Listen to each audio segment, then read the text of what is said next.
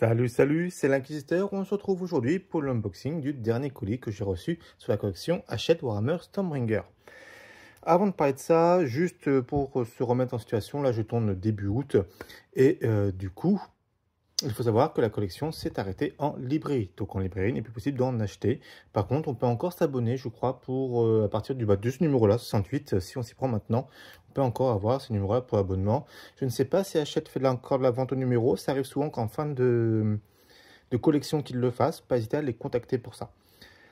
Dans ce colis, donc là on arrive dans les derniers, il doit en rester peut-être 3 colis après celui-ci, un grand max, 2 ou 3. On va d'abord parler de ce petit courrier. Alors ça, c'est réservé aux abonnés. Hein. C'était des numéros spéciaux. Il y en avait 4. Il y avait un Ogre, etc. Donc pour Assassin des Cités de Sigmar. Donc on le reçoit avec une surfacturation dans le prochain colis. Hein. C'est fait de manière automatique. Donc si on n'en veut pas, il ne faut pas hésiter à les contacter. Je vous conseille par téléphone. C'est le moyen vraiment le plus sûr que ça soit bien fait et à temps surtout. Donc voilà, ça sera en tout cas dans le prochain colis qu'on recevra. En tout cas, si vous les recevez, je croise les doigts, normalement ça va être bon dans l'ordre. Ça va être bon maintenant. Donc voilà, Assassin de Sigmar, donc avec un surcoût de 11,99. Si vous le voulez, vous n'avez rien à faire. Si vous ne le voulez pas, par contre, contactez-les. Hop, dans ce colis-là, donc on se retrouve avec nos 4 numéros. 1, 2, 3, 4, j'ai ouvert, mais j'ai pas encore regardé vraiment. Et le dernier premium. On en parlera à la fin. Donc, bon, moi j'ai des tous, ça va être 72, 69, 70, 71. C'est bon. Parfois, il peut manquer un numéro dans le sens qu'on en reçoit un numéro en double, etc. Bon, là, on est bon. Donc, on est sur le Megaboss Uruk. Tac. Donc, le Megaboss Uruk, qui a l'air une figurine plutôt cool. Si je dis pas de bêtises, il est à 35 € prix Games Workshop, hein, si on achète sur le site officiel, ce qui fait 24 € et 1 centime d'économie, ce qui est plutôt cool. Alors, les mâches-fer, donc une tribu des Uruks, je suppose. Un gars des mâches-fer ouvre la voie tandis que les Uruks chargent leurs ennemis terrorisés. Les mâches-fer sont l'incarnation de la brutalité. Ils ont émargé les Indes du sauvage de Gour pendant l'âge des mythes avant de se répandre les royaumes mortels en quête de bagarre. J'ai pensé à une chanson de Camini, ça, la bagarre. Ta petite grossière, bon c'est pas tant. Lui, on l'avait eu là dans le premium numéro 2. Hein. C'était soit un personnage nommé, soit un personnage normal. Soit voilà, un boss standard. Nourri par la guerre, la bugée unique des mâches-fer répond aux rigueurs de la guerre à mesure qu'ils combattent, leurs os s'épaississent et leurs muscles enflent. La force qu'ils gagnent immédiatement investie dans de nouveaux combats qui les font grossir davantage. Alors pour moi, de base, les orques, donc les Uruks, c'était leur principe, en tout cas à 40k, et je crois que c'était comme ça aussi avant à Warhammer Battle. En fait, un orc, tant qu'il gagne, il grandit. Et sa peau même se met à noircir, hein, d'où les orques noirs qu'on avait avant. C'était des orques vraiment les plus balèzes. Et puis si un jour ils perdaient, alors là, ils arrêtaient de grandir. C'est pour ça que le Big Boss, on le reconnaît, c'est le plus grand, c'est le plus fort. J'aime bien, ils ont vraiment des jolis dessins. Donc, le petit truc RP hein, que j'aime bien pour faire une leçon Méga Boss. Gueule qui crase. Ça me donne envie. J'aimerais bien un jeu de No War, mais AOS, pas le dernier qui est sorti là. J'avais bien aimé, je sais plus comment il s'appelle, Storm machin truc. Tout sympa, mais je me suis assez vite lassé. Contrairement à un jeu à la de No War, que j'aurais préféré. Avec création de base et compagnie, un vrai RTS quoi. Pas à l'ancienne en tout cas. Donc oui, hein, le montage a pas l'air compliqué. Bien retiré les traces de moulage, donc ça a l'air cool. C'est une fille sympa honnêtement. Alors voyons voir. Ouais. Donc là, il pose les bases. Pas forcément facile de peindre comme ça. Si vous n'êtes pas à l'aise, est-ce que la mâchoire peut se mettre après? Ça, regardez. Si on peut mettre la mâchoire après, n'hésitez pas, la grande mâchoire là, jaune, jaune, en tout cas dans leur schéma choisi. Peut-être la mettre après. Alors si vous les mettez après, pensez à ne pas peindre les endroits où vous allez coller, sinon ça ne collera pas. Surtout avec de la colle plastique.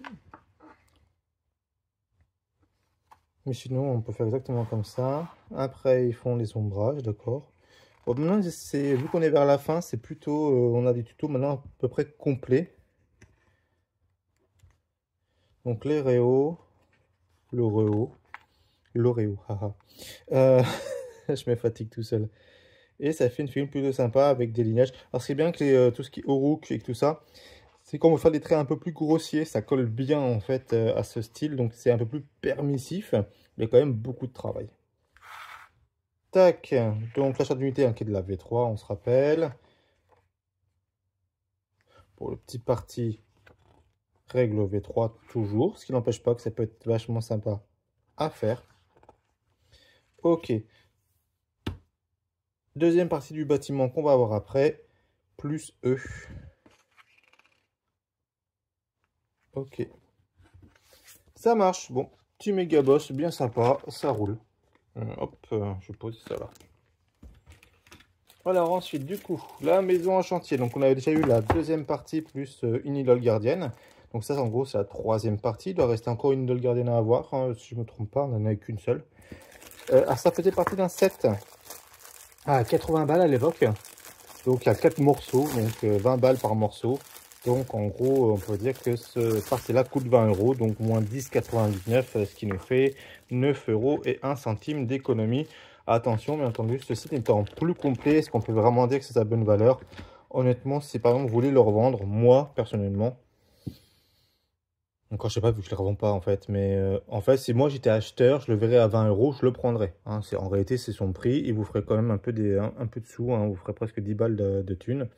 N'oubliez pas quand vous vendez qu'il faut prendre les frais de port en compte. Si les frais de port dans la décision de l'acheteur, quand le mec il achète, et aussi regarder par rapport aux frais de port. Si ça ne dépasse certaines sommes, certaines personnes ne vont pas prendre. Mais oui, hein, le mieux c'est de vendre le prix du truc si vous voulez vraiment vous en débarrasser.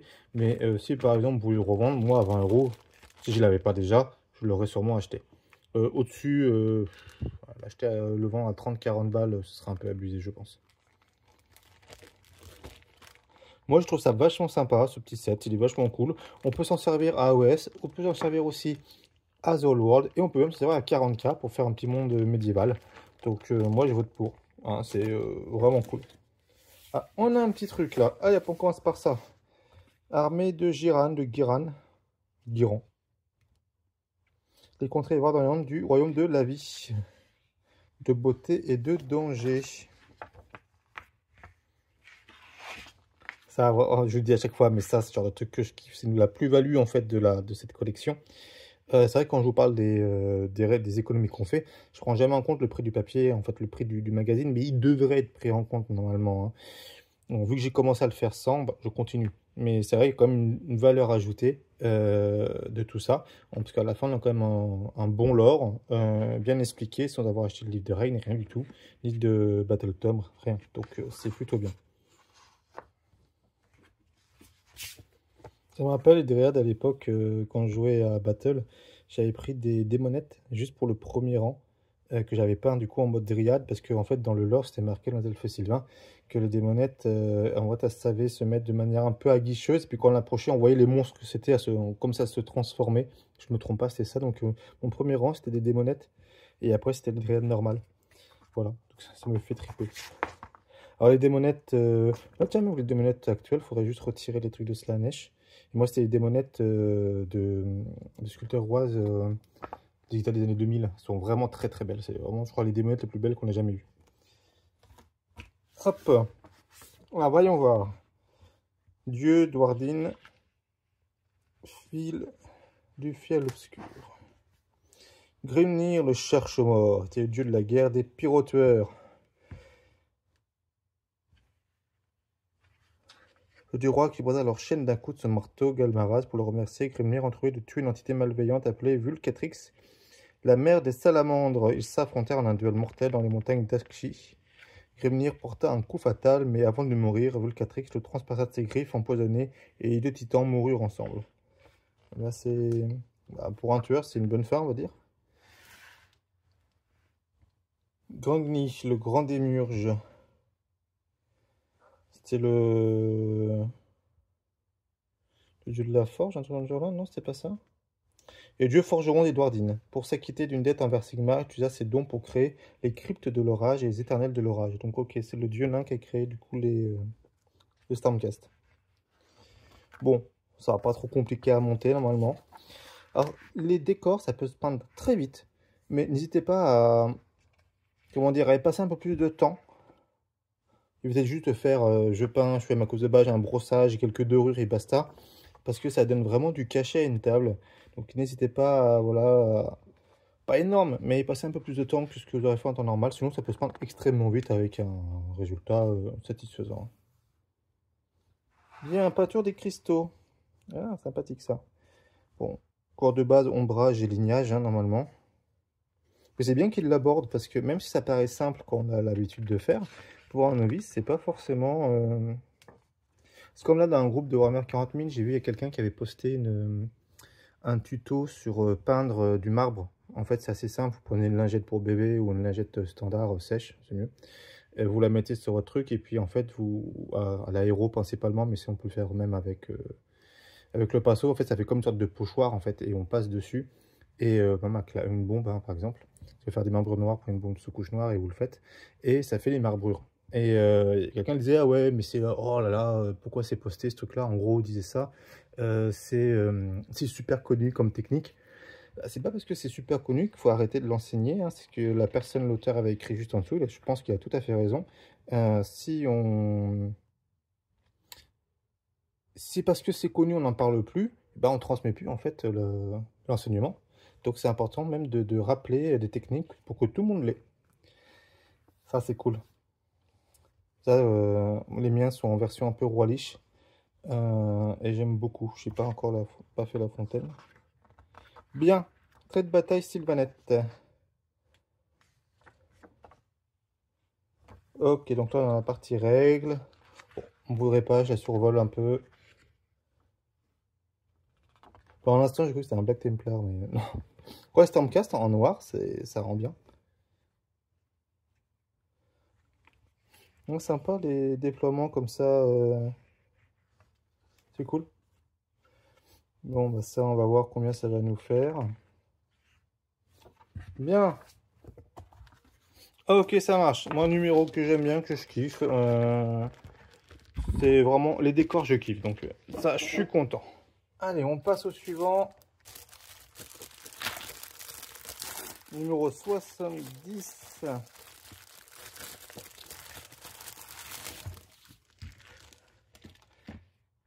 Les Boys Down Ron Skull.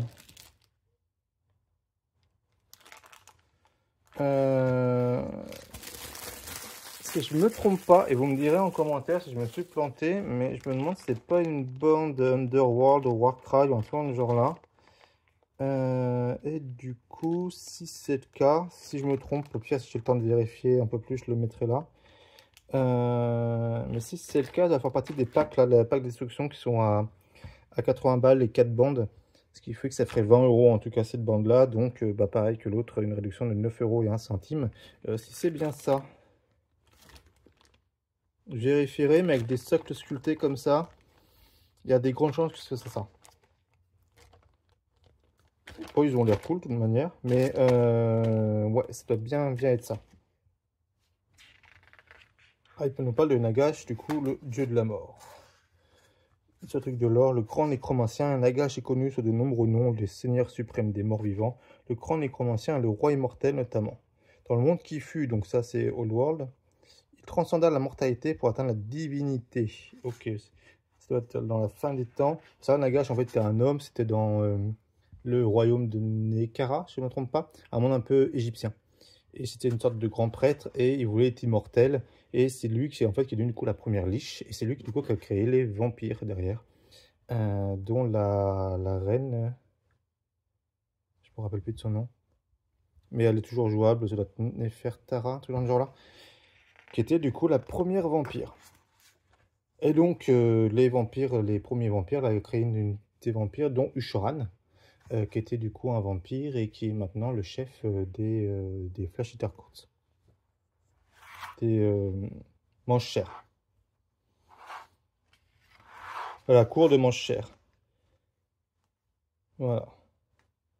Des collecteurs aux arcs. Le royaume de Nagash par le biais. Cette fois, injecteur les dîmes, nanana. Les seigneurs Urumam. Nagash apprécie les seigneurs Urumam pour leur ruse et leur intellect implacable, mais les vampires ne supportent pas son joug et ne cèdent à sa volonté qu'à contre-cœur. Et ça, ils sont plutôt indépendants.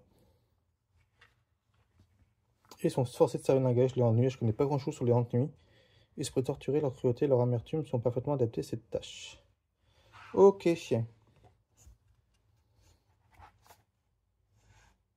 Bon, comme toutes les bandes, normalement c'est pas très compliqué à monter.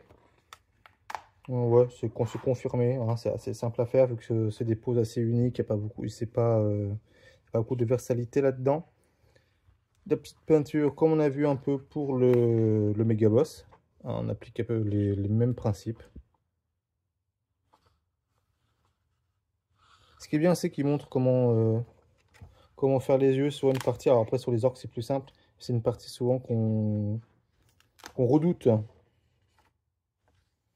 Et voilà la petite bande.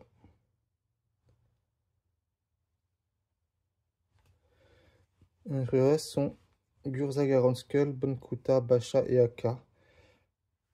C'est leur nom de quoi? C'est une bande Warcry ou Underworld.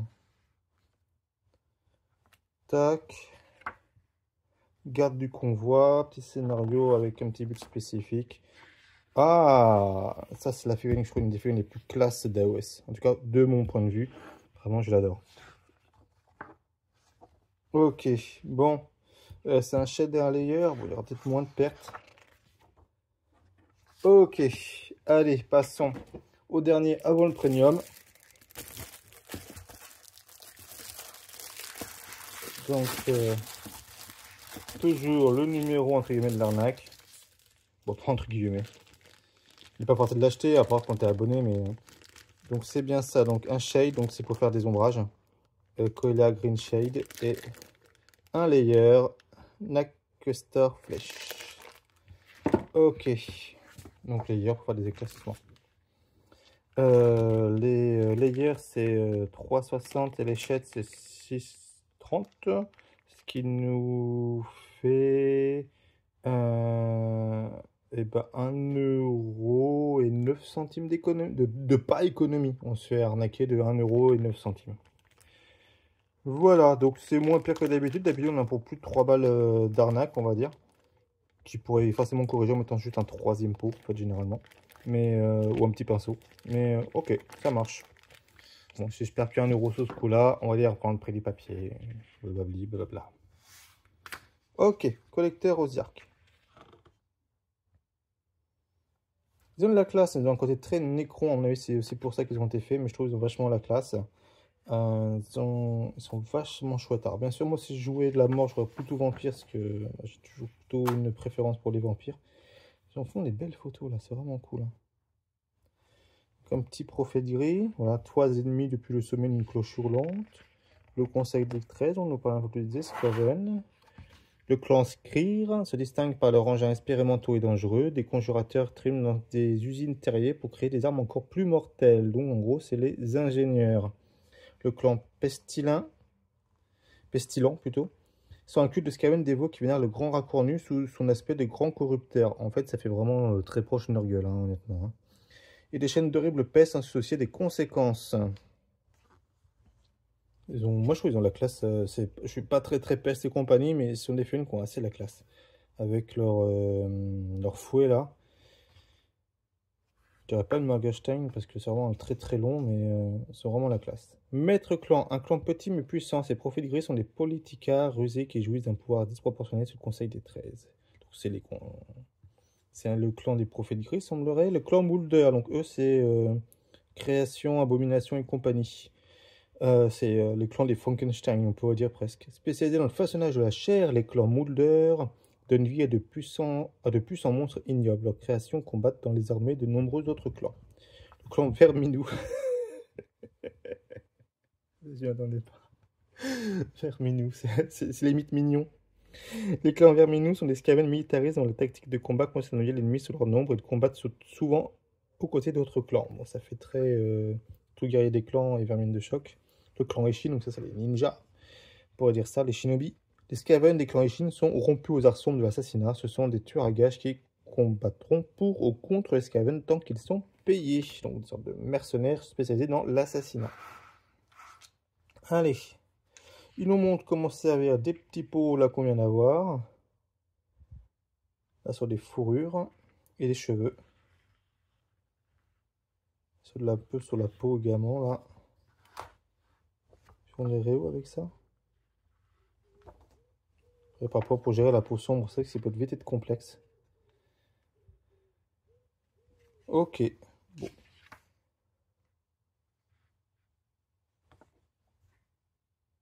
Truc pour les gemmes et tout, c'est sympa là. On nous montre comment bien gérer en fait les effets de lumière là, par exemple sur la gemme. On a vraiment l'impression qu'elle que ça se gemme. Alors moi je conseille c'est de mettre un petit coup de sur tout ce qui est gemme, de mettre un petit coup de vernis brillant. Alors au pinceau, d'acheter du vernis brillant au pinceau. Et vous mettez dessus sur une gemme et tout de suite ça brille en fait. Alors faut pas remettre du vernis mat hein, par dessus, c'est on fait ça à la fin. Donc vous faites votre figurine, vous mettez votre vernis traditionnel et après au pinceau un petit coup de vernis brillant juste sur la gemme et tout de suite elle va briller. En tout cas si c'est votre souhait. Ça je vous le recommande. Trait de bataille Magna Caradron. Ok. Dernier carré. Survivre à une attaque désespérée. Tac. Ah, ça va être cool. Ah, ça, à la base, numéro 73, il va être extrêmement rentable parce que de base, j'en avais que 5. Et ils ont décidé d'en mettre 10. Et là, ça, ce numéro-là, il va être ultra rentable. Donc, pour ceux qui en voulaient dans leur armée, je vous conseille d'essayer d'en choper plusieurs, quitte à faire...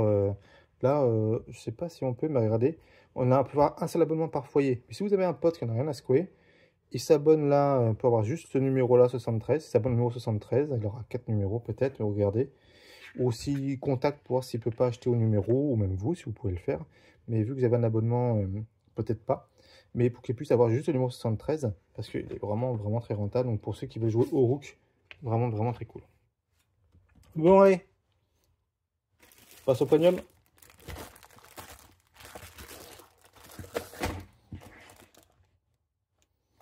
Donc le premium, quand on l'achète, c'est 2 € par numéro. Ça nous revient en fait à 40 balles, en fait 40 balles par premium, hein, à peu près. Donc ça, par exemple, là-dedans, on va avoir une sorte de un Trogos qui peut faire un personnage nommé ou le standard, on va dire. Et 3 trolls, je sais plus comment. Ce qui fait que au total, ça fait 113,75 €. 113,75 € ce premium-là, donc je crois que c'est similaire aux autres. Et ce qui nous fait du coup moins les 40 balles, 73,75 € d'économie. Donc honnêtement, ok, là par exemple on l'a acheté 40 balles. Mais si quelqu'un vous le revend même 60, le mieux c'est que vous le vendez 40 toujours. Hein. Si le mec vous le vend 60, c'est quand même moitié prix. Donc ouais, donc ça vaut le coup. Hein. Je pense que ceux qui les revendent, ça va partir vite. Bon, voyons voir. On va l'ouvrir proprement. Donc on voit là le gros socle et les 3 plus petits de ce que je vous ai parlé. Donc ça c'est les sortes de trolls de pierre là. Ouais c'est ça. Oh, ils ont des nez à mettre. Ah, c'est bizarre là, les têtes sont comme ça. C'est pour qu'on puisse mixer leur bouche et nez en fait. Pour qu'on fasse des mix pour pas que ça se ressemble de trop tout le monde. Souvent pour indiviser un petit peu plus. Ok. Bah ça, est-ce que ça en fait partie? Non. Ah si, ça doit en faire partie. On voit leur bidou là. Hop là, je suis peut-être hors caméra.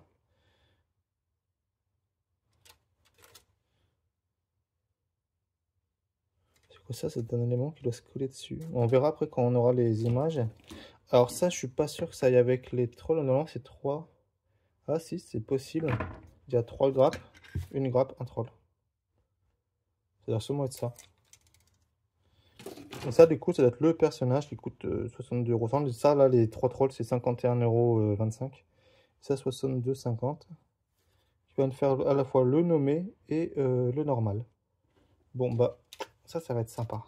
Sympa à faire. Je vais les remettre bien dans leur petit sachet.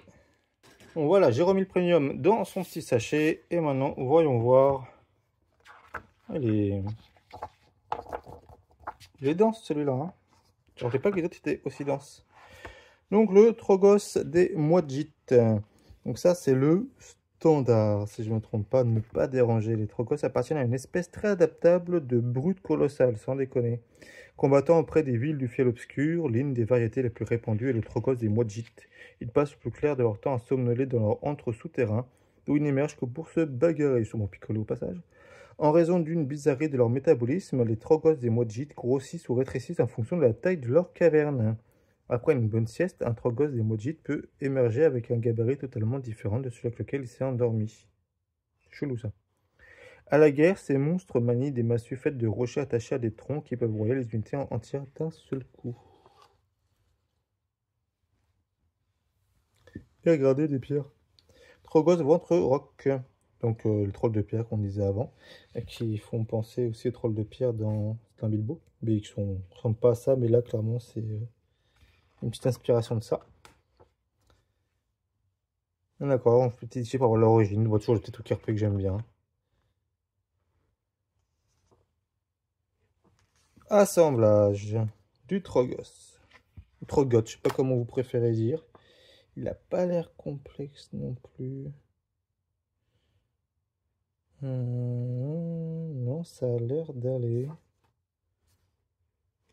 Puis interchangeable pour le personnaliser un petit peu. Ça, c'est plutôt cool pour pas avoir deux. Si on avait plusieurs, pour avoir plusieurs fois le même, ou soit du même que le voisin. Alors ça, c'est vraiment des parties que j'aime le moins, c'est quand on doit coller deux morceaux là. Faut vraiment que que ça fonctionne bien, on va dire. Si c'est pas tout à fait en face, ça fait vraiment moche. Alors ça, par contre, c'est chiant.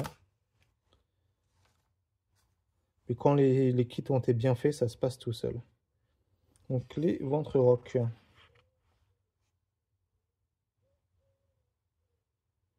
Ils ont l'air plus chiants à faire, j'ai l'impression. Voilà, on peut tout à fait les styliser, ce qu'on voyait tout à l'heure sur la grappe. Et ça, c'est vachement chouette. Ça, je kiffe. Ils vont faire un Trogos de Slanesh. Hop, bah oui, Slanesh Grey, d'ailleurs, voilà. Ok. Ils ont l'air ouais, plus longs à faire, plus chiants, limite les trois petits que le gros. Tac. Donc ouais, partir sur du violet, du mauve pour après aller vers le bleu n'est pas du tout une mauvaise idée. Ça permet d'avoir un meilleur rendu au niveau des couleurs.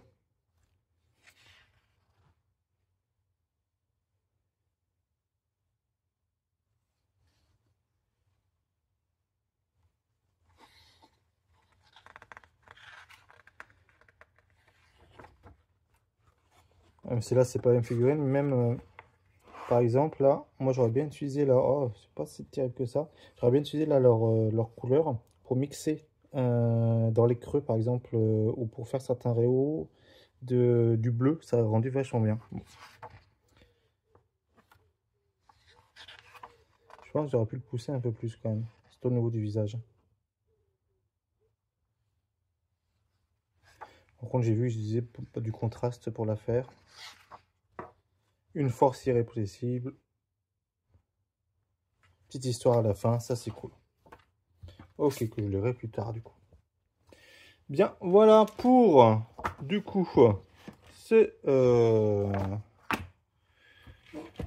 colis que je trouve fort sympathique. Alors surtout, c'est vraiment le premium qui fait tout. Hein. Le premium à 40 balles, il fait vraiment tout. Je suis content aussi pour ma petite décor. Alors, je jouerai pas au Rook, mais je trouve que c'est faire une cool, donc je vais peut-être essayer de me les faire. Faut, je pense, normalement, j'aurais dû vérifier pour eux si c'était ce que c'était, ou mettre la bonne économie à l'écran. Donc, bon petit colis. On est bientôt à la fin, parce que là, on est au numéro 71, donc il reste 9 numéros. Donc, je sais pas comment les colis vont faire, parce que normalement, on reçoit des colis de 4, donc c'est plus que 9. C'est un colis qui va avoir de 5, je suppose, en tout cas. Donc peut-être plus que 2 colis.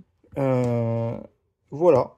Donc sur ce, bah, vous savez quoi faire, hein, les likes, les machins, les partages, etc. Un petit com, ça me fait plaisir, n'hésitez pas. Et puis sur ce, je vous dis à très bientôt et soyez purifiés. Et bye.